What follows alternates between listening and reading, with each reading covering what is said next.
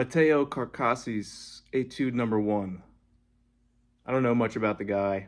No, he's an Italian composer from the mid 19th century.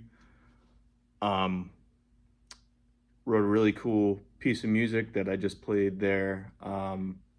Wrote many more etudes, short musical pieces that are made to sound great, but also practice a certain thing. And I think that one in particular was really getting single note scales to sound good, especially like in C major. That was the big key in that. And especially for me, what really stood out was the part towards the end where you're doing a bunch of chords, a bunch of different inversions of a C chord.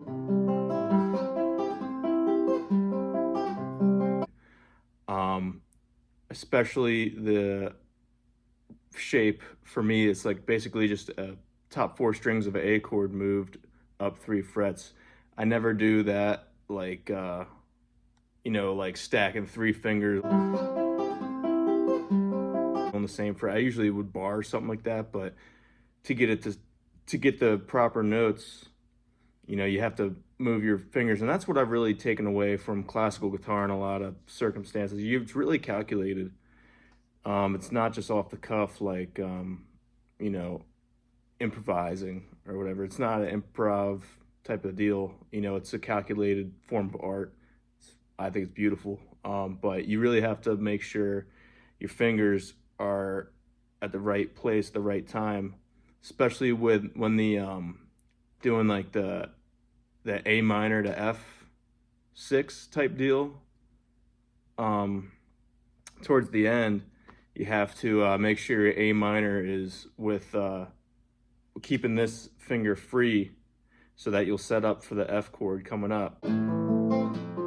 You usually do an A minor with your pointer finger, but you're doing it subbing out the pointer finger so that's ready for that low F when you come right next to it. And that's the other thing. It's like when you start this piece, you have to keep on that same tempo the whole time.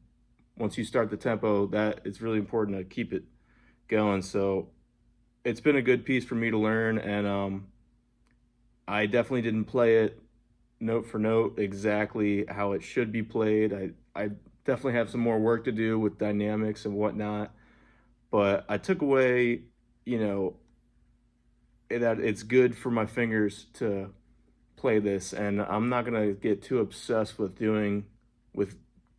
uh, you know, making it sound amazing, but I'm taking what's good about it, ingraining that into me by just playing it over and over, and moving on to his next etude. So I'll be reviewing some of his other stuff that's been helpful for me. Right on.